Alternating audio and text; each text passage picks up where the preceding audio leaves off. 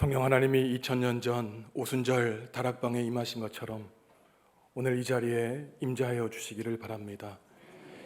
우리에게 역사하여 주셔서 새로운 힘을 주시기 바랍니다. 제자들의 예수님의 말씀대로 한 곳에 모여 성령 강림을 간구하며 기다립니다.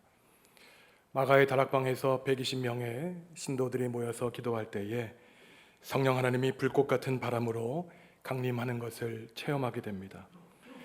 각국에서 온 유대교 신자들이 이 방언 사건을 목격하게 되죠. 베드로는 그때 많은 유대인들 앞에서 예수님의 삶과 죽으심과 부활을 담대하게 선포합니다. 베드로의 설교를 들은 유대인들이 회개하고 마음의 찔림을 받아 세례를 받게 되고 그 하루에 그리스도인들이 된 사람들이 3,000명이 넘었다고 성경은 증언하고 있습니다. 이처럼 성령 강림의 역사를 체험한 무리의 모임으로부터 진정한 의미의 교회가 탄생하게 됩니다. 오늘 우리가 함께 읽은 사도행전 2장의 말씀은 성령 강림 사건으로 성령의 능력 안에 있는 교회의 특징에 대해서 4가지를 말하고 있습니다. 먼저 성령이 역사하여 성령의 능력 안에 있는 교회는 하나님의 말씀이 살아서 역사하는 공동체입니다. 방언 사건을 목격한 유대인과 이방인들에게 베드로가 행한 설교가 오늘 우리가 읽은 말씀 앞에 위치하고 있고, 베드로의 담대한 설교를 들은 유대인들이 회개하고 세례를 받아 그리스도인들에게 나오게 되는 사건이 나타나게 됩니다. 베드로는 방언을 하는 제자들이 술에 취한 것이 아니다라고 말을 함으로써 자기의 설교를 시작하는데, 2000년 전 베드로가 한 설교의 내용은 굉장히 간단합니다. 오순절 성령 강림 사건은 이미 구약 성경 요엘에 예언되어 있는 것이고, 그 하나님의 예언이 오늘날 자신들에게 임했다라고 말을 하고 있는 것이죠. 그리고 베드로는 계속해서 예수님의 삶과 죽으심과 부활에 대해서 설교합니다. 하나님은 인류와 피조 세계를 구원하시기 위해서 독생자 예수 그리스도를 이 땅에 보내주셨지만 유대인들이 예수님을 십자가에 못 박았고, 하지만 하나님은 예수님을 다시 사흘 만에 살아나게 하셨다고 베드로는 담대하게 설교를 하고 있습니다. 그때 베드로는 유대인들에게 사도행전 2장 23절과 36절을 보시면 너희가 예수를 죽였다, 너희가 살인자다라고 담대하게 선포하고 있습니다. 그때 베드로의 설교를 들은 유대인들은 우리가 어찌할꼬, 우리가 어떻게 해야 할 수 있는가 마음에 찔려 죄책감을 갖게 되지만 그들이 회개하여 세례를 받고 교회가 폭발적으로 성장했다고 사도행전 2장 37절과 38절은 말하고 있습니다. 저희가 함께 읽어보겠습니다.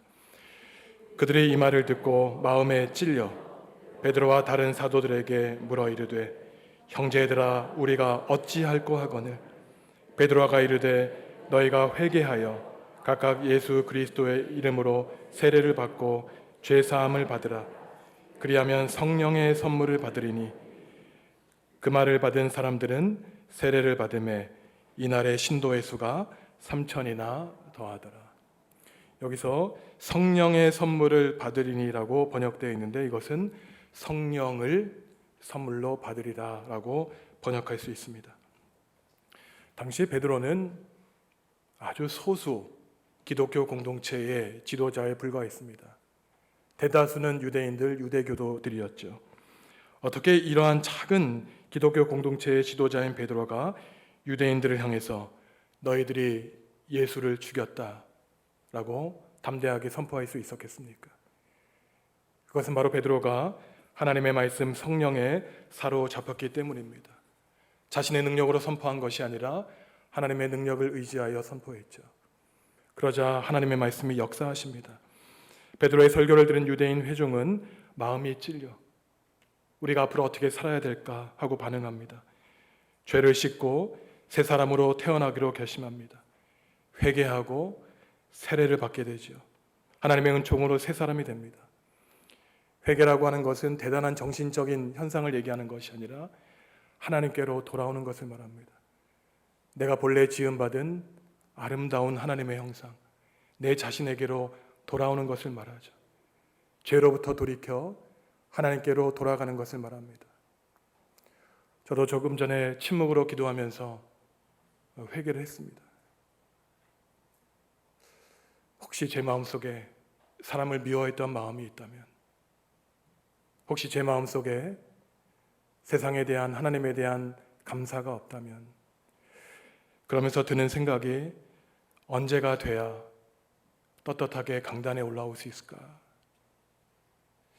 아마도 제가 설교하는 그날까지 하나님께 죄송한 마음, 또 성도 여러분들에게 죄송한 마음을 가지고 올라오지 않을까, 그런 기도를 했어요.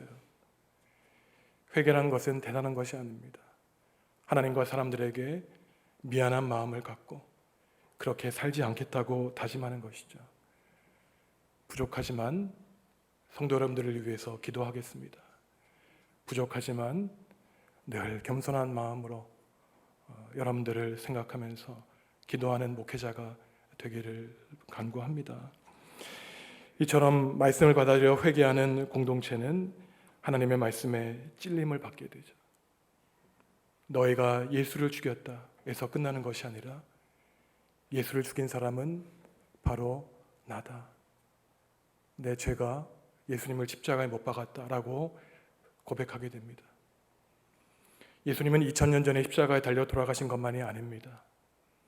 만약에 지금 이 순간에도 우리 마음속에 성령의 법이, 예수님이 우리를 다스리지 않고 죄가 우리를 다스린다면 우리 또한 오늘 이 자리에서 예수님을 십자가에 못 박혀 죽이는 것이죠. 이처럼 성령 하나님이 역사하는 성령 안에, 능력 안에 있는 교회는 하나님의 말씀이 우리를 쪼개고 우리를 돌이키게 하는 교회입니다. 둘째로 성령의 역사 안에 있는 교회는 성도가 함께 모여 기도하는 공동체입니다. 42절 말씀 저희가 함께 읽습니다. 그들이 사도의 가르침을 받아 서로 교제하고 떡을 떼며 오로지 기도하기를 힘쓰니라. 당시 예수님의 제자들 성도들은 예수님이 약속하신 성령을 받기 위해, 성령 하나님의 인도를 따라 살기 위해 기도하며 살아갔습니다. 예수님의 길을 따라가고자 한 당시 공동체는 기도하면서 하나님의 일을 했던 것이죠. 우리는 기도하기 때문에 우리의 욕망을 이겨낼 수 있습니다. 우리는 기도하기에 하나님의 뜻을 순종할 수 있죠. 우리는 기도할 수 있기에 사랑할 수 있고, 기도하기에 사람들을 용서할 수 있습니다. 당시 교인들은 기도하는 삶을 통하여 우리는 예수 그리스도의 사람이다라고 하는 것을 입증했습니다. 그리스도인은 누구입니까? 여러분들이 그리스도인이라고 하면은 우리 자신을 어떻게 정의할 수 있을까요? 물론 그리스도인은 예수님을 믿고 예수 그리스도를 구주로 고백하는 사람이라고 정의할 수 있지만, 초대교회 사람들은 그것과 함께 그리스도인들을 이렇게 정의했습니다. 주 예수 그리스도의 이름을 부르는 사람들이다. 주님을 부르는 사람, 곧 주님께 기도하는 사람이 그리스도입니다. 고린도전서 1장 2절과 3절 저희가 함께 읽습니다. 고린도에 있는 하나님의 교회, 곧 그리스도 예수 안에서 거룩하여지고 성도라 부르심을 받은 자들과 또 각처에서 우리의 주, 곧 그들과 우리의 주 대신 예수 그리스도의 이름을 부르는 모든 자들에게 하나님 우리 아버지와 주 예수 그리스도로부터 은혜와 평강이 있기를 원하노라. 우리는 세상을 살아가면서 수많은 사람의 이름을 부르죠. 우리 자녀들의 이름도 부르고 친구들의 이름도 부릅니다. 하지만 우리가 예수님의 이름을 과연 얼마나 부르고 계십니까? 그리스도인은 주님의 이름을 부르는 사람이에요. 하나님의 이름을 부르며 하나님께 간구하며 하나님과 호흡하며 하나님께 도우심을 구하는 사람이 바로 그리스도인입니다. 기도는 신앙인들의 단지 하나의 삶을 이루는 구성 요소 정도가 아닙니다. 기도는 우리를 그리스도인으로 규정하는 본질적인 행위이자 삶의 양태입니다. 기도는 하나님 아버지와 예수 그리스도를 부르는 행위인데, 바로 기도를 통해서 지금 이 순간도 하나님과 우리는 연결됩니다. 칼 바르트라고 하는 신학자의 표현을 따르면 성령 하나님의 임재하심을 비는 기도를 통해 위로부터 아래로의 운동, 그리고 아래로부터 위를 향한 운동이 동시에 일어난다고 말합니다.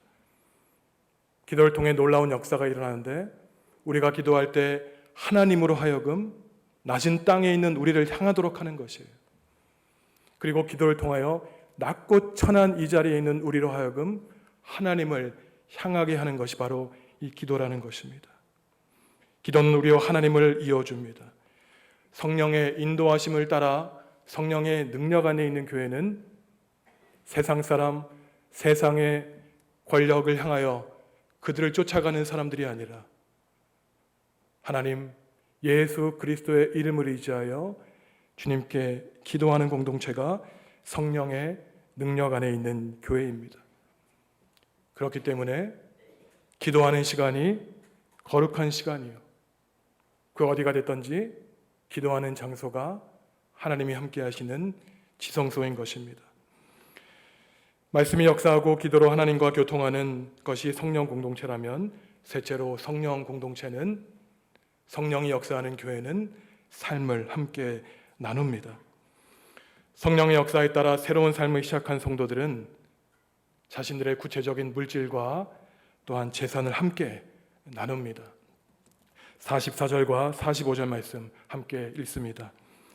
믿는 사람이 다 함께 있어 모든 물질 서로 통용하고 또 재산과 소유를 팔아 각 사람의 필요를 따라 나눠주며. 있는 사람은 자신의 있는 것을 곳간에 썩어둘 정도로 남겨두지 않았다는 것이에요. 성령 하나님이 마음을 다스리는 사람에게는 눈이 뜨입니다.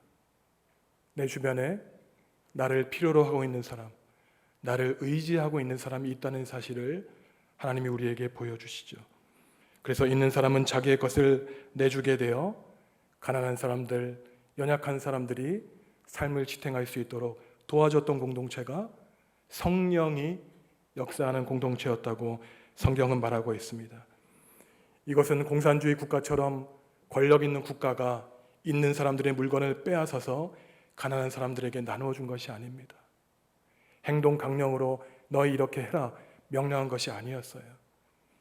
그것은 성령 하나님이 우리의 마음속에 역사하여 주셔서 우리의 냉정한 마음, 차가운 마음, 나의 삶만을 위해 울타리를 치고 다른 사람에게 문을 열지 않는 우리들에게 성령 하나님이 우리를 해체시켜 주시고 가난한 사람들과 함께 삶을 나누게 하신 것이 바로 성령 하나님이 역사했던 초대교회의 역사였던 것입니다.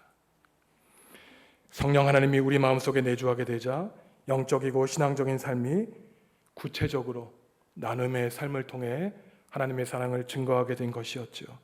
삶이 변화하게 됩니다. 가난은 부끄러운 것이 아니에요.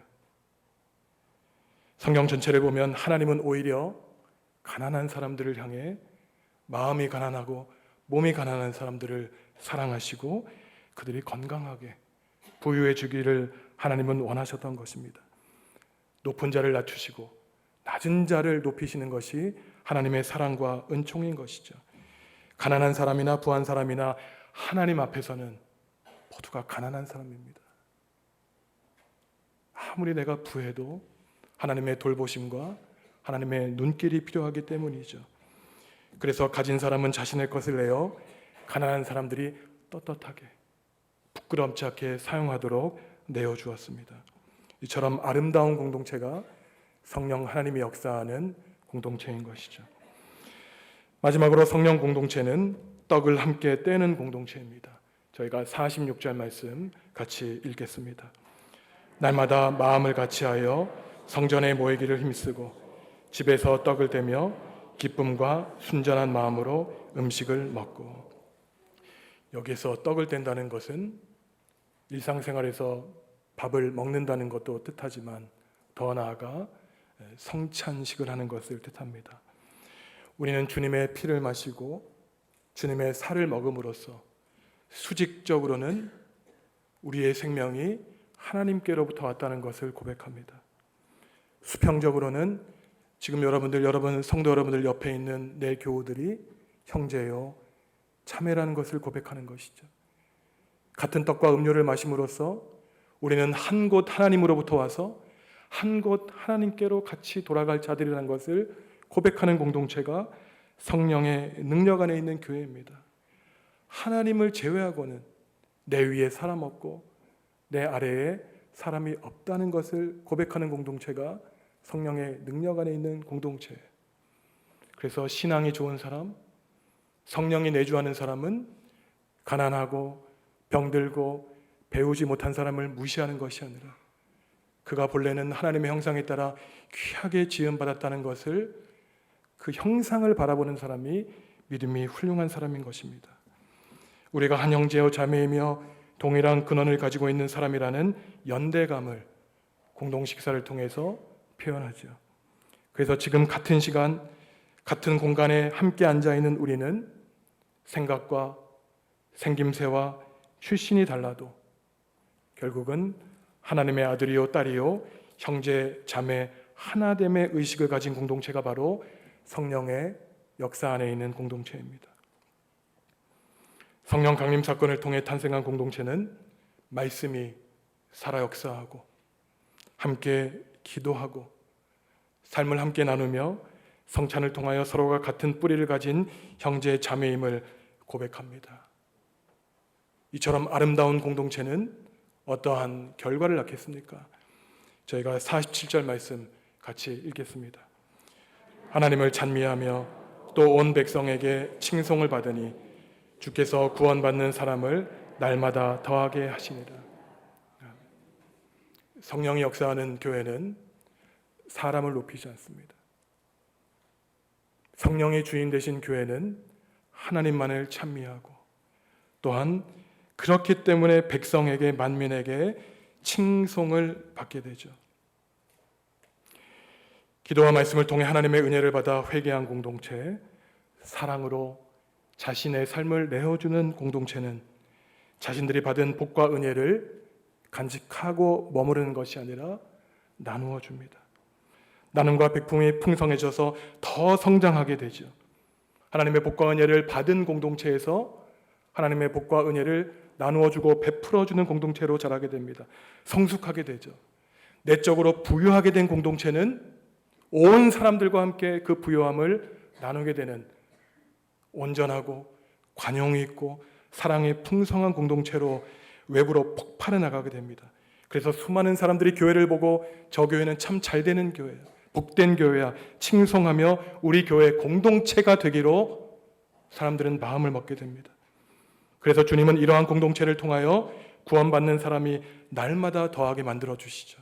베드로의 설교를 통해서 3,000명이나 되는 사람들이 늘어나게 되었고 결국 땅끝까지 이르러 예수 그리스도의 부활을 전하는 선교 공동체로 발전하게 됩니다.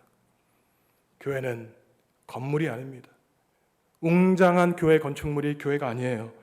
교회는 예수 그리스도의 몸이자 성도의 모임입니다. 교회는 살아있는 몸이고 어린이가 시간이 흐르면서 몸이 자라고 마음이 성숙해지듯이 성도들이 모인 교회 공동체 역시 성숙해져야 합니다. 성장해야 되는 것이죠. 그렇기 때문에 어떠한 교회가 건강한 교회라고 말할 수 있으려면 성장하고 성숙한 모습을 보여야 됩니다. 혹시나 믿음을 잃고 방황하는 성도들이 있다면 그들에게 관심을 가져서 다시 예수 그리스도의 품으로 돌아오게 하는 교회가 성숙한 교회, 성령의 능력 안에 있는 교회인 것이죠. 자신이 가진 은사와 능력을 자랑하여 서로 싸우는 고린도 교회와 같은 교회가 아니라 서로의 삶을 나누어야 됩니다.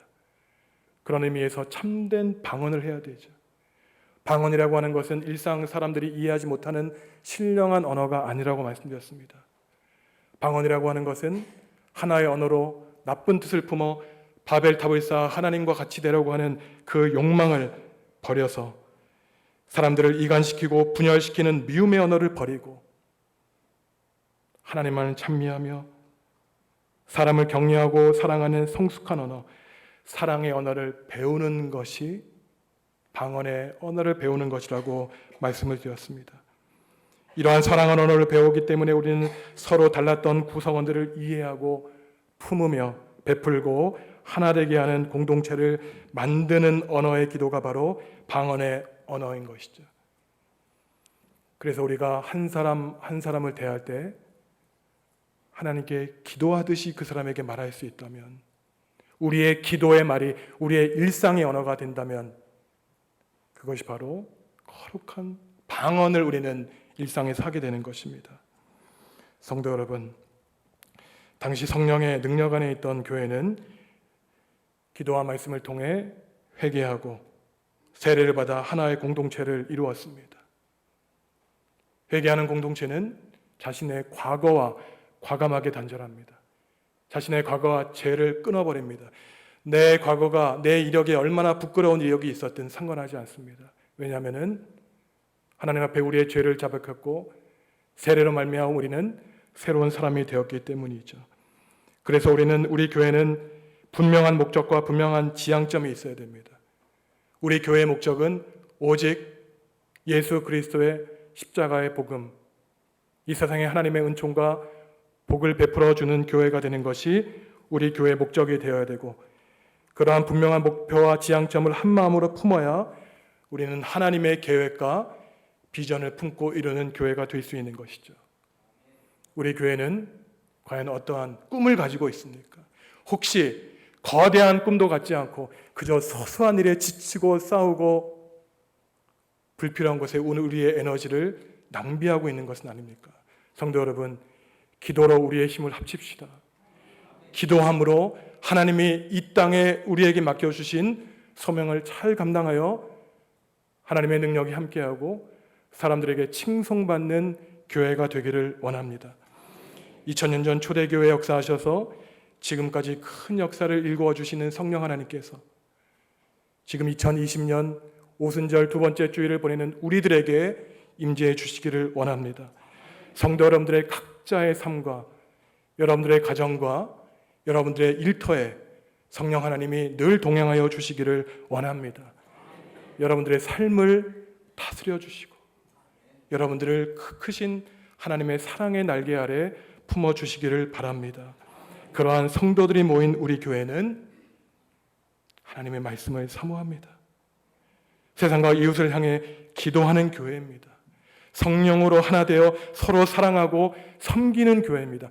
혹시 내가 내 마음으로 성도를 미워했다면 무릎 꿇고 자복하고 회개하여 미움의 언어에서 사랑의 언어를 할 수 있는 성도들이 모인 교회가 바로 우리 교회입니다. 우리는 함께 떡을 나눌 것입니다. 가진 것을 나눌 것입니다. 주님의 살아계심과 부활을 증거할 것입니다.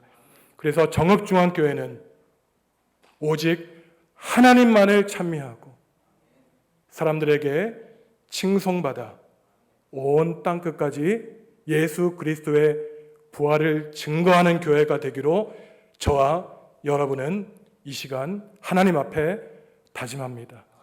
함께 기도하시겠습니다. 성령 하나님,